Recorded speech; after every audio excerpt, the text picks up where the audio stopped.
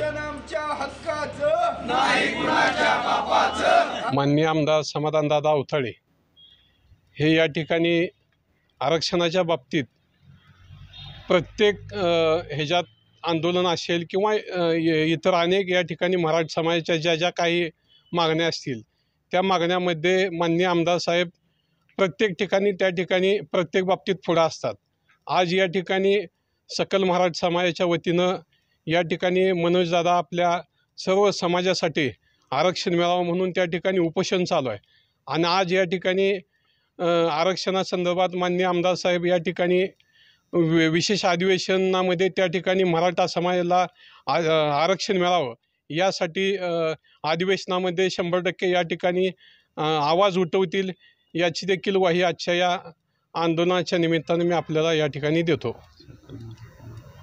सकल मराठा समाजाच्या वतीनं आंदोलन या ठिकाणी चालू होतं आणि या ठिकाणी विशेष अधिवेशन बोलावून या ठिकाणी त्या अधिवेशनामध्ये कायदा पारित व्हावा यासाठी आमदार साहेबांनी देखील या ठिकाणी माननीय मुख्यमंत्री साहेबांना या ठिकाणी निवेदन या ठिकाणी दिलं आहे। त्या निवेदनाची प्रत मी या ठिकाणी आज सकल मराठा समाजाला या ठिकाणी आमदार साहेबांच्या वतीनं देत आहे। एक मराठा कालपासून आम्ही माननीय जरांगेदादा पाटील यांची तब्येत खूप बिघडली।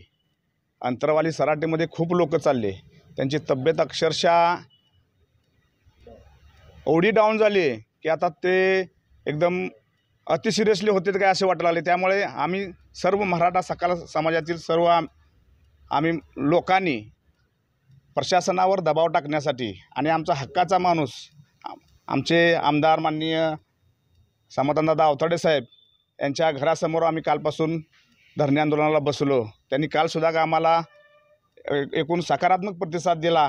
आमदार साहेबांसंग आमचं बोलणं झालं, ते अधिवेशनाला मुंबईमध्ये असल्यामुळं त्यांचे सकारात्मक बोलणं झालं आणि कालसुद्धा शासनाने त्याची मला वाटतं अशी सर्व राज्यातून सर्व समाजाने ह्या गोष्टी केल्या। त्यामुळे सरकारवर एक दबाव पडला आणि त्यांनी सरकारने त्या आंदोलनाची थोडी दखल घेतली आणि जरांगे साहेबांच्या तब्येतीमध्ये सुधारणा झाली आणि कालपासून आम्हाला ते थोडं बरं वाटलं की आता आपला हा नेता आता व्यवस्थित झालेला आहे।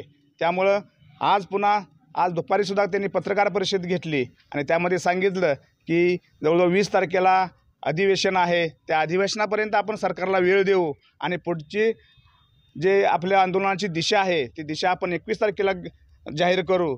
आणि त्याचप्रमाणे आपली मोठा उत्सव आहे शिवजयंती, 12वीच्या मुलांची परीक्षा आहे।